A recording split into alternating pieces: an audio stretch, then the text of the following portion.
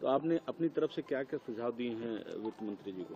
वित्त मंत्री जी का बहुत अच्छा सहयोग रहता है। गत 2-3 वर्षों का अनुभव ये बता रहा है कि वास्तव में सुझाव लेते हैं उनको वो और इम्प्लीमेंट भी करते हैं।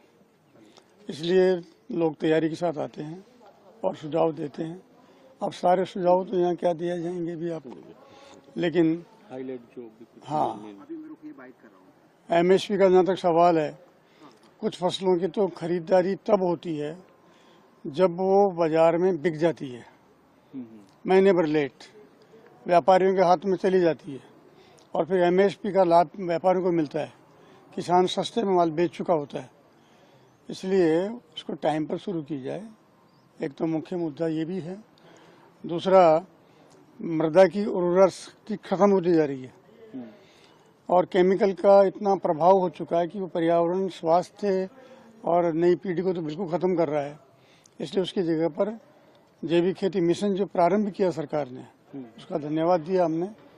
और उसमें जो सुझाव थे, बिना पशुपालन के, बिना गौपालन के वो संभव नहीं हो सकता, इसलिए गौपालन को प्रोत्साहन दिया जाए, उन्होंने स्वीकार किया।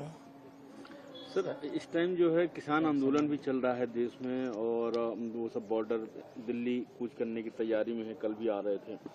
वो भी एमएसपी पे की कानूनी गारंटी मांग रहे हैं। उनकी मांगे जो हैं कितनी जायज हैं, आप किस तरह से देखते हैं? देखिए, दो बातें हैं।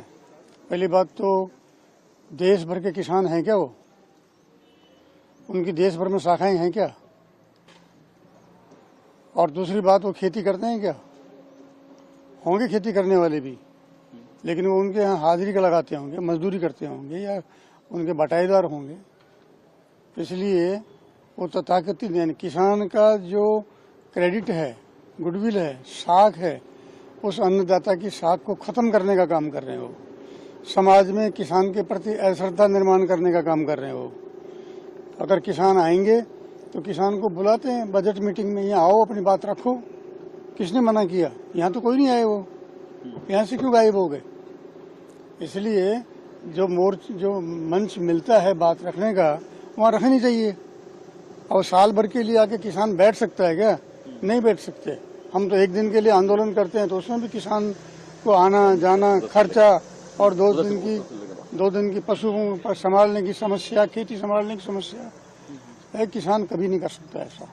इसलिए किसानों के नाम पर और किसान को बदनाम करने की जो प्रैक्टिस हो रही है, ये बंद होनी चाहिए।